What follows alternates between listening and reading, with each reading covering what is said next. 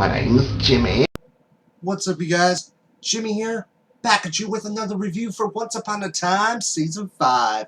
And this is the 8th and 9th episodes, and they are titled Birth and the Bear King, which this was a 2-episode night, kind of similar to what we had last season, except that was a 2-hour-long episode 8. But first with Birth, we kind of see the truth comes out on Emma's whole actual plan on what she's using Excalibur for, which we even see Killian, Hook, try to figure out what exactly happened in Camelot himself, which the others, they kind of assume because she speeds up Selena's baby's birth, they assume that she's going to use the newborn's eyes to extinguish all light. But no, that's not her plan. She wanted Selena herself. And I guess that was one way that she could get Selena the easiest way. But in flashbacks of Camelot, we see that Merlin is pretty much telling Emma to give up the spark of Prometheus, so that way Arthur can have Excalibur whole again. Which she wants to use it one final time. And they were able to defeat them, but Arthur did get away, and Killian got cut. At first it didn't seem like much, but then when she tried to make Excalibur 1 again, he started to bleed, and he was going to die. So Emma did the one thing that could be done. She pretty much, and this is spoiler alert, major spoiler alert on this specific episode, Killian is a Dark One. So I guess they are the Dark Couple now, I guess. But yeah, not something I was expecting to see. Not really, and it kind of shows that everything she did was kind of for him and their future, which explains that they erased minds so that no one would know that Killian was a Dark One. So it kind of makes sense on that, but it definitely threw me off. So I think just that revelation on Killian being a Dark One, I think that was the highlight for me for the episode, because I don't think anyone would have seen that coming.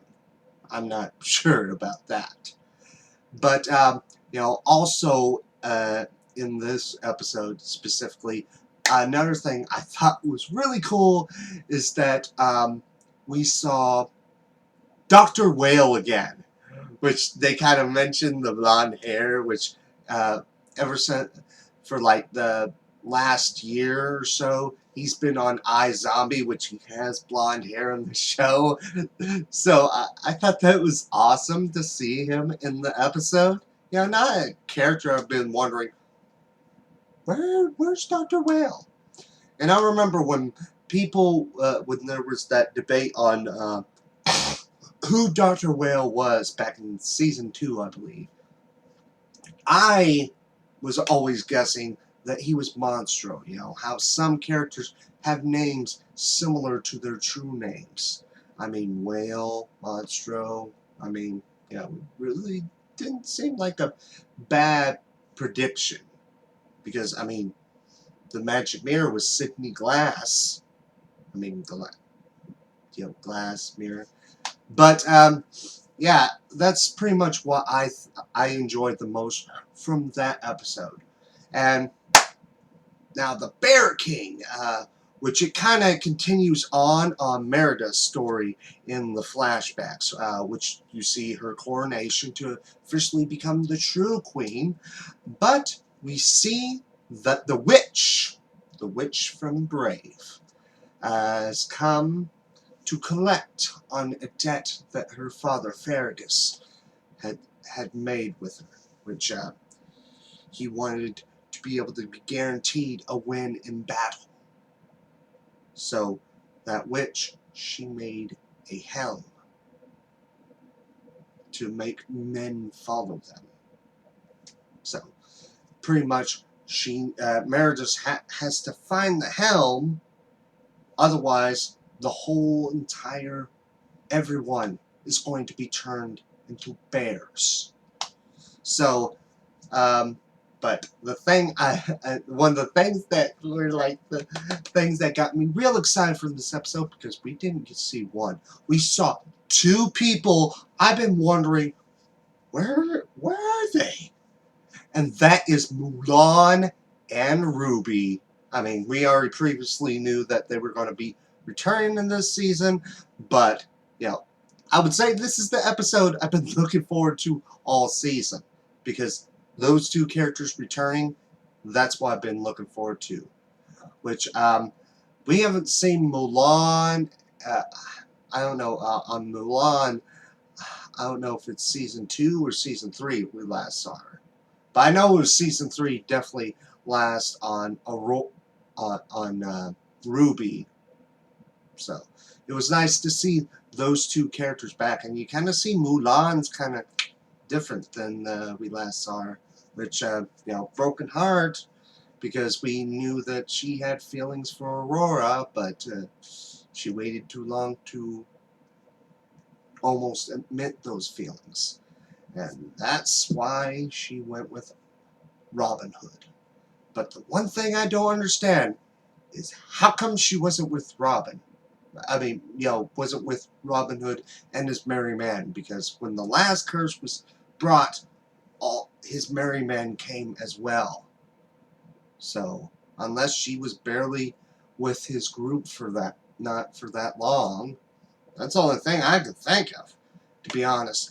But eventually Merida does get the helm, but at the same time Arthur is trying to look for it as well, so his men would have the courage to be able to destroy Emma and her friends. Yeah. But we got a little bit of a revelation, and you know, it really wasn't a surprise to me. I was always thinking this. You know, it really wasn't hard. It's not really so much of a prediction. It's like obvious as hell. And this is spoiler. Arthur killed Fergus. Yeah. Which, you know, she finds out. You know, and pretty much by the end, the whole entire journey was to have Merida prepared to be the queen. Which, I can say, you know, stuff like that gets her prepared, and people willing to fight by her side. You know, because before it was just how skilled she was, you know, how much bravery in that way. And now they saw it firsthand, and they did it because they wanted to follow her.